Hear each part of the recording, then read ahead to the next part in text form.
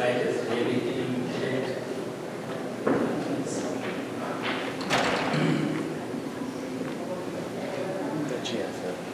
Welcome back. I hope you have good lunch. My next guest lecturer is very close friend, as well as extremely great teacher and lecturer. And I'm proud to present to you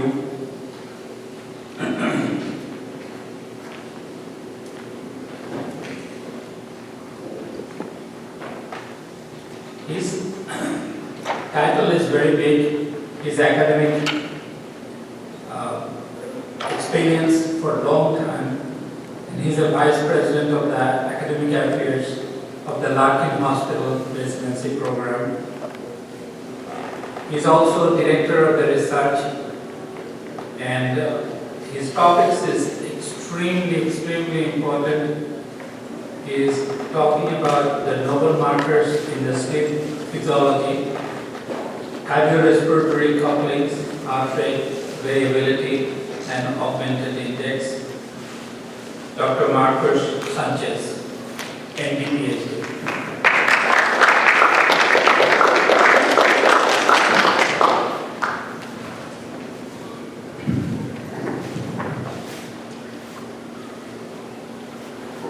Hey, good afternoon, everyone.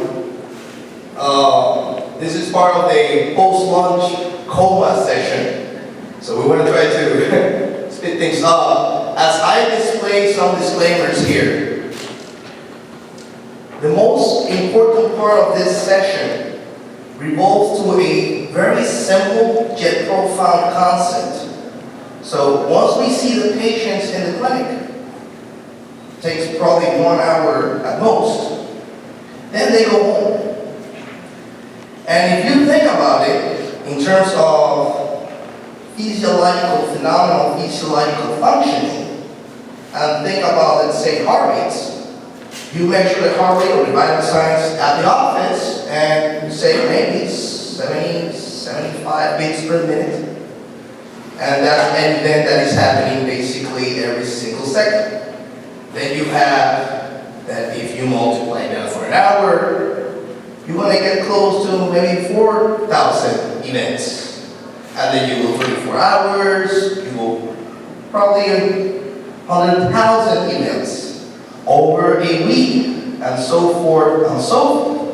Interestingly enough, clinical medicine based most of the management and medications, what is worse, treatment, on single data points. And this is what I'm trying to bring today when it comes to remote monitoring of patients that applies for those with sleep disorders as well as comorbid disorders that happens to be very commonly found in patients with sleep disorders. So as educational objectives basically of today, I'm going to be taking you into what physiological monitoring tools we have available, as well as additional physiological signals that for the most part we don't use them much. However, they have an extreme importance as they're more sensitive markers of cardiorespiratory function. So for the most part today, the concept, or how I'm going to basically take you through the lecture, is I'm going to explain a little bit about the physiology revolving that specific technique and marker. I'm going to show you some devices or equipment that may be used to measure those specific markers. And I'm going to bring up some of the literature and some evidence on what is the importance of those markers. The data that I'll be presented have some data from our group as well as with our collaborators, also data from studies elsewhere. So these are the three main areas that we're going to be discussing today. The first one is the non-invasive hemodynamics, cardiovascular autonomic modulation, and some of the novel cardiorespiratory markers, including the cardiorespiratory couple.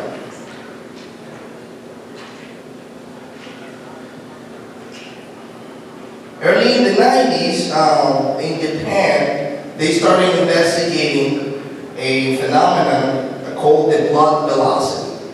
So fast forward some 15 years, we started calling that pulse wave velocity. And that pulse wave velocity is basically calculated from different segments of the circulation. Whether that is a peripheral segment, let's say legs, it could be a central segment, like the carotid to femoral area, or even sometimes the whole circulation, we call systemic. So these are markers of arterial stiffness. Arterial stiffness for many years is basically associated with the deposition of collagen, specifically in elastic arteries, such as the carotid and the aorta. Now, it's well known that it's a process associated with aging. However, in many pathological processes, this same collagen deposition and aging gets some kind of accelerated. Sleep disturbances and its comorbidities are not the exception to this rule. So for the most part, the technique uses transducers in different segments of the circulation, and it measures the speed of blood going from the heart to that specific segment. So for the most part, when you have vasodilation or good circulation, the pulse wave velocity decreases, meaning that the arterial stiffness is decreased, and the opposite is true as well.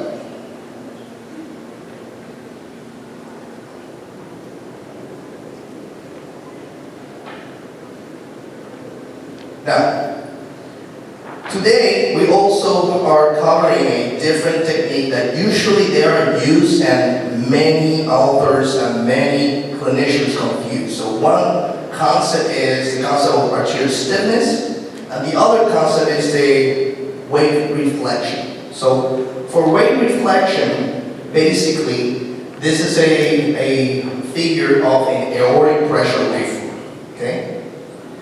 And I like to explain this using an analogy with a, let's say, a pond. So when you take a rock and you throw it into the middle of the pond, there's a splash, there's an expansion wave that goes from the middle of the pond to the outside, okay?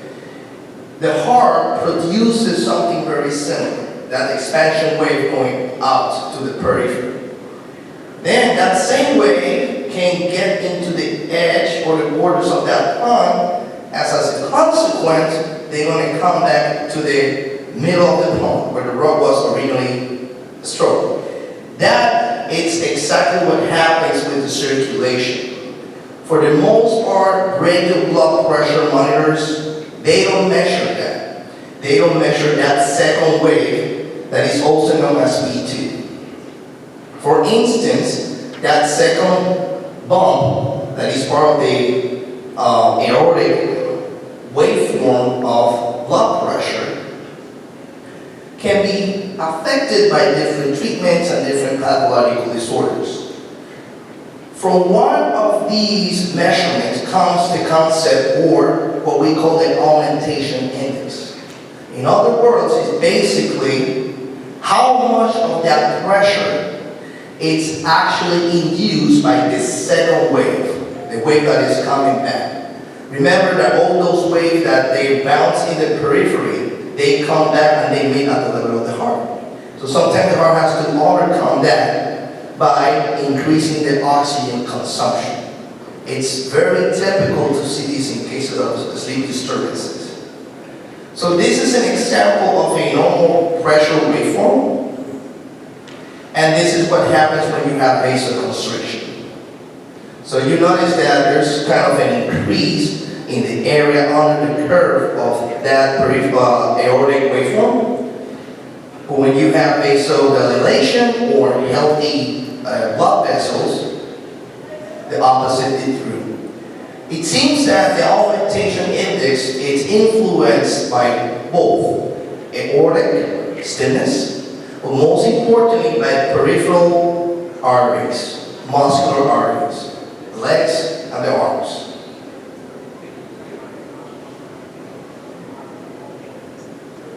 Same concept of the pressure waveform.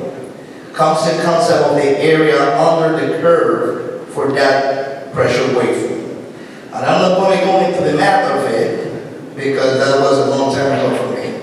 But what's important here is for you to notice two important markers that are very important at the time of evaluating cardiac patients or patients with sleep disorders. Those markers are the DPT, also known as the diastolic pressure time integral, and then you have the SPTI, the systolic pressure time integral. The upper one, numerator, is a marker of coronary perfusion. Okay? It's a non-invasive marker of coronary perfusion. The second marker, denominator, basically is a marker of systolic work. Also is associated with ventricular oxygen consumption. As you take the ratio, they are called the SEVR, or the subendocardial variability ratio, which is classically known as a marker of how much blood flow is going through the coronaries versus how much work that ventricle is doing. In cardiology, one of the main goals is to increase the SEVR, which is also being recommended for patients with sleep disturbances.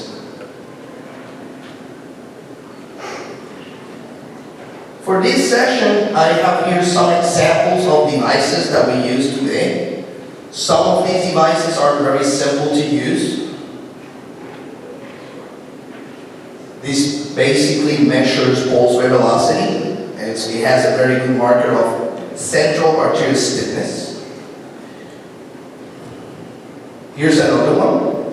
And then you have also monitoring devices that basically are all-inclusive. But most importantly, you don't limit yourself to the office, you can send your patients home. So when we're talking at the beginning of those phenomena that happens in a B2B basis, monitoring pressures, monitoring augmentation index, pulse rate velocities, every 20, 15, 60 minutes, it's a smarter strategy when it comes to identifying patients at risk. Why is that? Well, for the most part, we have had subpopulations of patients that apparently they were doing very well. When we look at physiological parameters, most of their blood pressures, heart rates, augmentation indexes, they fall inside what is known as normal. But again, that was one measurement. Perhaps in the office we caught that time of the day that was a low in those measurements. Nowadays, we're using the home-based monitoring in order to avoid that kind of cases that they can escape from us. So you can monitor a patient up to a week or 2 weeks with these devices. For instance, in atrial fibrillation, we know that is, again, there's some studies suggesting that patients with sleep disturbances, they start showing sleep disturbances before atrial fibrillation. Sometimes we need 2 weeks of monitoring to catch an event. That doesn't mean that patient is not at risk. So in sleep apnea, we have what is being shown that many of these markers that we've been discussing, they are altered. They can be increased or decreased. And there's no way for us to determine if that marker or that patient is normal if you do it once, or maybe 2 times in your office. So the evidence in the area, it's quite accumulating for the last, I want to say, probably 10 years or so.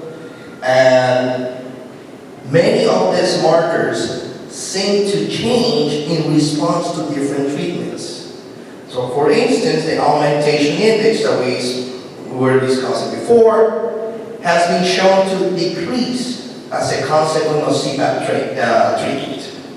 So suggesting that these markers are very good targets for the treatments that we are trying to implement or we are trying to undertake with our patients. Another interesting study showing how the subendocardial variability ratio, again, that's a marker of coronary perfusion, seems to be decreased in this patient population. So, alternatively, if the patient, or if you want to understand coronary perfusion for that patient, to identify this patient as a high-risk patient, you need to go to a cath lab. And those are many other complications associated with that. The consistency between a one-time cath lab and 24-hour monitoring of subendocardial variability ratio is impressive. I'm telling up to 95% correlation coefficient between the two. So you're better off taking your patient both from the primary care perspective, maybe from the subspecialty perspective, into long-term monitoring rather than a one-time shot. That's the most important point that I'm trying to address today or to stress.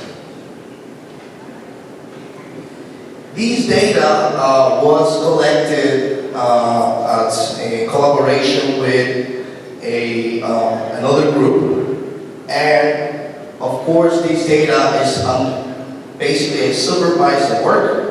This was with my research fellows. They were the ones that took into the task of monitoring this patient. So what we did here was a nighttime monitoring of these central markers of cardiovascular function. So we monitored aortic systolic blood pressure, not brachial blood pressure, which is a more sensitive marker of cardiovascular function, the augmentation index, and the pulse rate velocity. Now, in this particular case, probably you may think that the numbers here, you can barely see them, and I did that on purpose. Because I want you to pay attention not to the numbers, but to the variations that happens as a consequence of the treatment. Daily variations in different markers that are associated with sympathetic to parasympathetic nervous system activity. The overall variations in this physiological phenomenon are more important markers of functioning than just the number one time. For instance, here, if you look at the augmentation index, when the patient was not using the CPAP, there were some variations. So we call that low variability of augmentation index.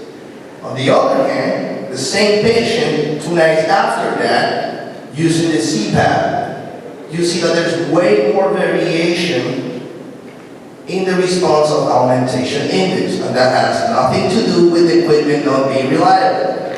That is actually suggesting that the homeostasis mechanism that controls the blood pressure is operating at a higher level. So probably years before you have the full clinical manifestation of hypertension, you may have non-variability of the diurnal augmentation index. This can be done at night, throughout the day, 24 hours. I have very interesting data on patients at 24 hours, and we have been able to show that basically these variations, they start to decrease as the disease progresses. So we are proposing these kind of markers, variability in the hemodynamics, 24 hours, 1 week, as a marker of disease progression. So switching gears, we're going to leave behind the hemodynamic world and we're going to go into electrophysiology and more into autonomic nervous system function. So the autonomic nervous system, of course, it's part of, or has part of the responses that controls the diurnal variations of the circadian rhythms. There's are techniques that we can use to measure that in the clinic as well as at home. So one of the techniques or the physiological foundation of these variabilities or these variations in heart rates comes to the fact that there's always a beat-to-beat monitoring of blood pressure. Each beat extends the aorta. So, and also that extends some of the carotid arteries. When the distension is too wide, that suggests high blood pressure. That leads into a reflex that decreases the heart rate. That's the normal physiological scenario. We know that cardiac patients, hypertensive, arteriosclerosis, sleep disorders, those patients, this mechanism is different. It works differently. There are some alterations in the power receptors, and there's some ways that we can measure that, both at the clinic and we can measure that at home. So one of those techniques is the heart rate variability. It's not a new technique, it's not novel. It's quickly gaining ground in sports performance and other areas. In hospital medicine, some years ago, Vanderbilt University was using heart rate variability to predict septic shock syndrome in babies, which was a kind of a novel finding. They were able to predict when the babies, probably was like 5 or 10 minutes beforehand, when the babies were getting into a shock, so allowing them some time to respond earlier. So these variations in the heartbeats, without getting into an arrhythmic event, can be monitored throughout 24 hours or more. And here is a typical example of those variations. They're very tiny variations. They're milliseconds. So having basically the same RR interval, it's relatively considered sympathetic, or relatively considered that it's more associated with disease. This is very important here to mention that you don't need to have any sleep disorder, clinically speaking, or any cardiovascular disease. You may start reflecting alterations in the homeostasis of the system even before you have clinical manifestations, when it's too late in many cases. So, as a preventive tool, heart rate variability seems to be a very good way to go. I have a brief example of how different conditions can change the spectrums of these oscillations. But I think this table is going to be more user-friendly. So there are some markers that are associated with different aspects of the physiological interpretation.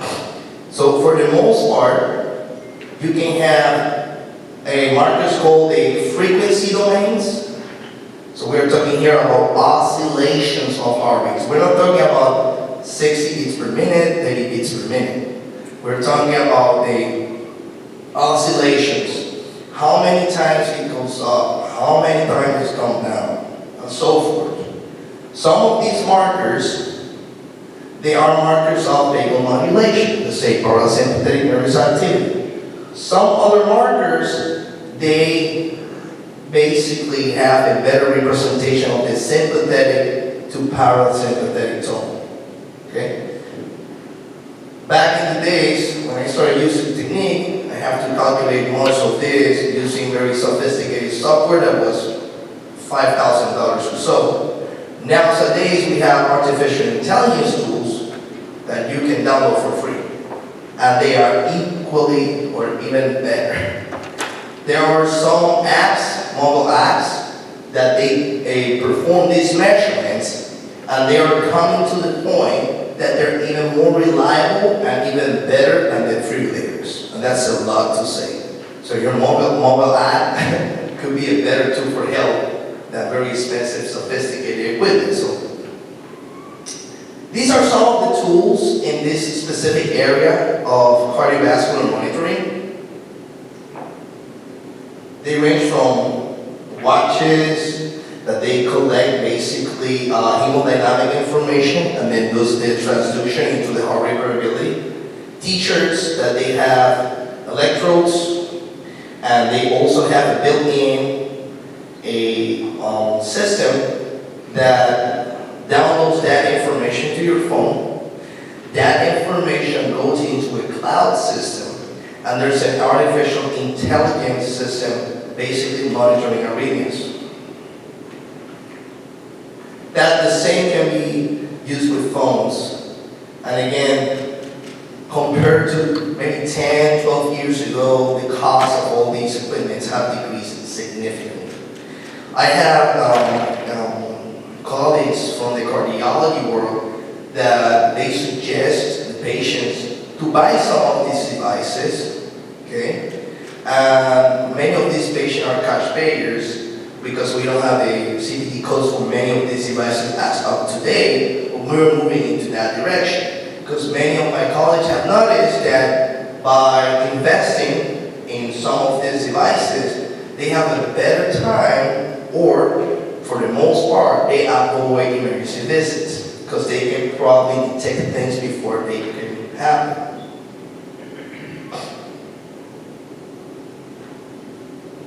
Some of the studies suggesting that heart rate variability and some other indices of autonomic functioning that are derived from the heart rates are altered in these patients are, for instance, the Gugic index, the heart rate turbulence, the heart rate or the slope index.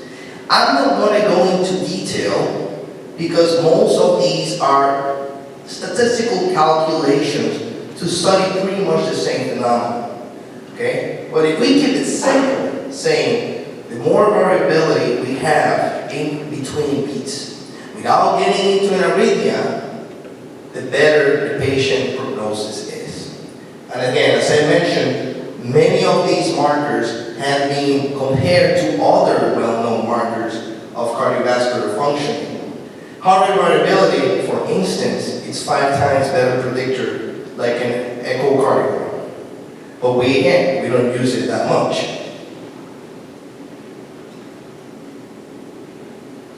I'm going back in a similar way as in our first section in hemodynamics.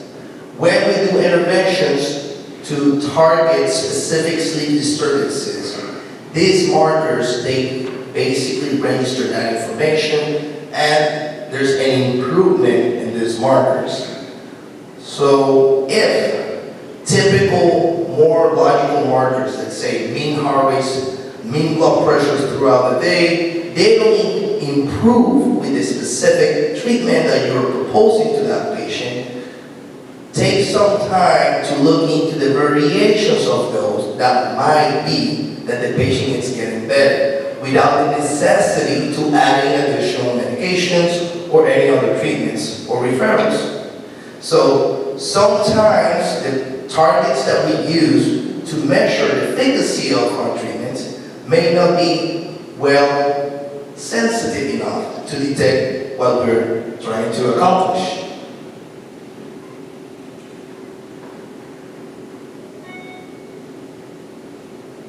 Most of these tools, as I mentioned before, they can be easily applied.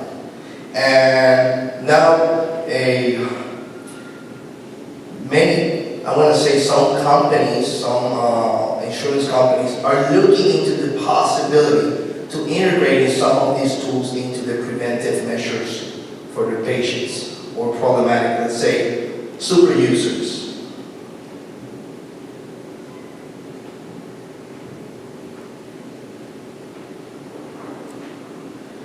Another technique that is very similar in terms of variations but instead of using as a primary signaling heart rate, uses the blood pressure variability. Blood pressure variability is one of those techniques that we need a very sophisticated equipment, and the measurement and also the technical approaches to measure it or to calculate still kind of complicated. We're getting there with devices that they can raise their blood pressure variability signaling from scale. One of the ways that we do this in the lab, usually it's looking at EKG signaling, okay, with hemodynamic signaling.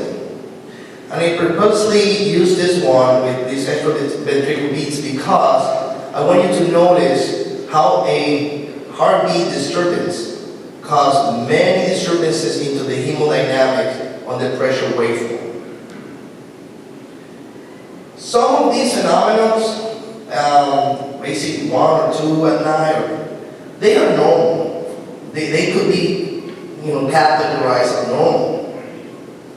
So we have a technique that once you get into any given of these preventricular or extrasystolic beats, or let's say abnormal beats, let's say the heart skips a beat or adds another one, that can happen. That's totally normal. At night, they're more prevalent during sleep, okay? In this technique called heart rate turbulence, basically what it's trying to detect is if the mechanism that returns that heart rate to normal is intact. So here, we have normal heart rates throughout the night. These are RR intervals, okay? There could be after the event or extrasystolic beat or the event, there's going to be a quick acceleration of the heart rate, followed by a quick deceleration of the heart rate until you get back to normal. It's been shown that patients that have a quick acceleration and deceleration of the heart rate with a curve that have what we call vagal activation or quick vagal reactivation, they have way better prognosis.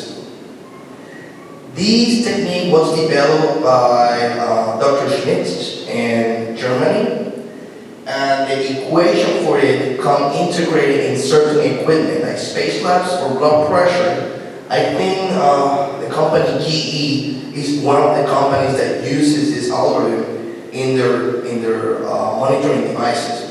But they have been shown that monitoring heart rate turbulence over 24 hours still way more sensitive than existing methods or prior methods. The good thing though is that we don't need to understand completely the calculation, and we don't need to go into the details of it. The physiological interpretations are usually the same. It's as we increase the variability and homeostasis is good, as we decrease that variability is bad. Now, as technology advances, all of these formulas and calculations are very complex, they come integrated, and then all we need to do is focus on the clinical medicine part. We allow technology to help us as a tool, okay? So think about a stethoscope that's remaining a valuable tool these days. From the beginning, now we have stethoscopes that they can actually take a readings based on artificial intelligence. That doesn't mean that we want to substitute ourselves with machines, but having an additional tool to increase our assertion in certain clinical management is not a bad idea.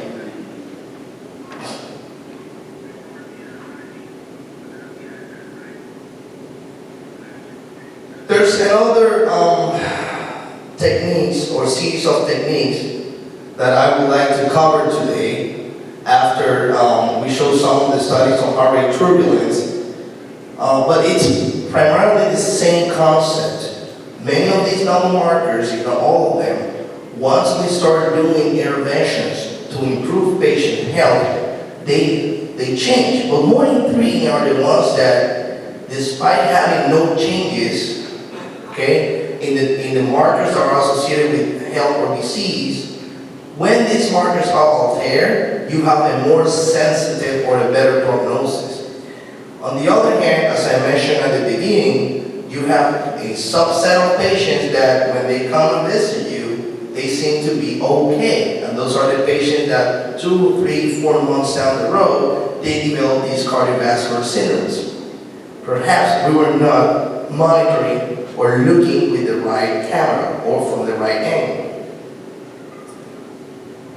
As we wrap up the lecture, I want to go over the last markers, the cardiorespiratory markers, and a novel concept that we have been developing in collaboration with Dr. Bose in Germany. This is the concept of cardiorespiratory coughing. And it's basically an integration of the heart rate signaling and variations with the respiratory rate variations. Why this is important? Well, there has to be some kind of coordination. So let's say 12, 16, 15, 60, 15 respirations per minute, 60 beats per minute. There's a coordination between the cardiac cycles and the respiratory cycles. As the respiration or the lungs, they get more oxygen, the heart rates they increase, basically because it's time to push more blood into the circulation, and vice versa. Cardiorespiratory coupling is a very nice technique to know how well coordinated are heart rates and the respiratory rates. And the beauty of it is that we can represent this with colors, and we can do this real time.